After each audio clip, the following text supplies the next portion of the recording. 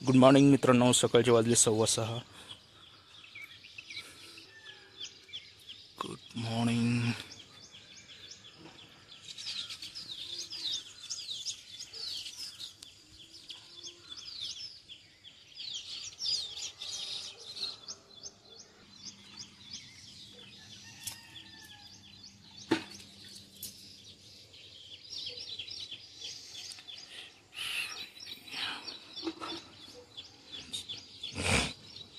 इथे ना मित्रांनो, आपल्याला पाणी आणावं लागतं. पाणी आणण्यासाठी आपण वॉटर फिल्टरवरती जात असतो.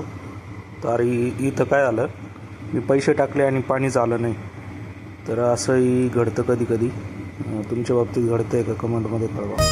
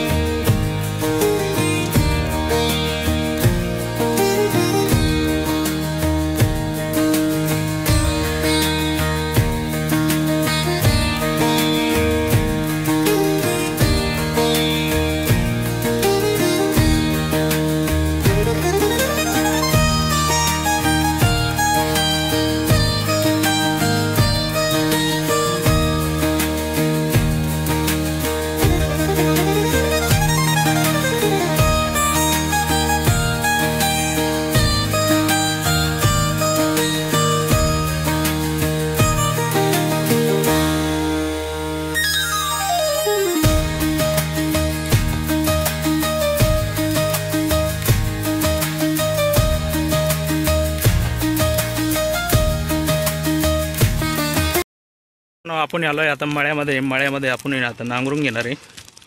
नांगरून झालं का तुम्हाला भेटतो. ते नांगरून घेतो, गबळ बिबळ पेटून दिलंय. तर आपण आता इथं नांगरून घेणार सगळं.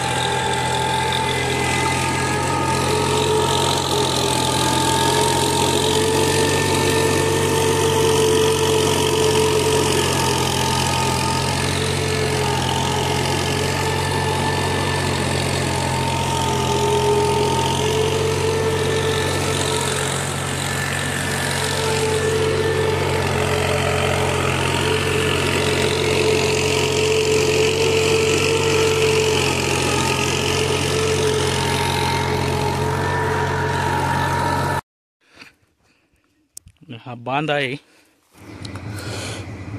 हा बांधा आहे. बांधाच्या कडेला मी एकदम व्यवस्थित सरळ काढून घेतलेला आहे. इथं कुठंही बांधाला धक्का न लावता कोणी बांधाचं व्यवस्थित सेंटर काढून आणि त्याप्रमाणे बांधाच्या कडेला जे काय उरलेली जागा होती ती काढून घेतलेली आहे. तर ही बांधण होती मोठी. या बांधणीचं आत्ता शेजारच्या वावरावाल्याने काय केलं आहे, कोरून फार बारीक याच्यावरती बांध आणून ठेवलेलं आहे. आणि पुढं जी झाडं आहेत ते झाडं माझ्या वावरात आहेत, ते खूप जुने झाडं आहेत. आणि तो बांधावाला आता म्हणतोय की आपण ती दोघांमध्ये काढून घेऊ, बांध मोकळा करू, म्हणजे त्याला सरकायला इकडे वावरात सरकायला मोकळी जागा होईल. या हिशोबाने तो म्हणतो की आपण ही झाडं काढून घेऊ, म्हणजे मग त्याला काय होईल की आतमध्ये यायला जागा होईल. तर आत्ताचे खूप लोक विचित्र आहेत. ते कसे वागतात, काय करतात हे खूप अवघड आहे सांगणं.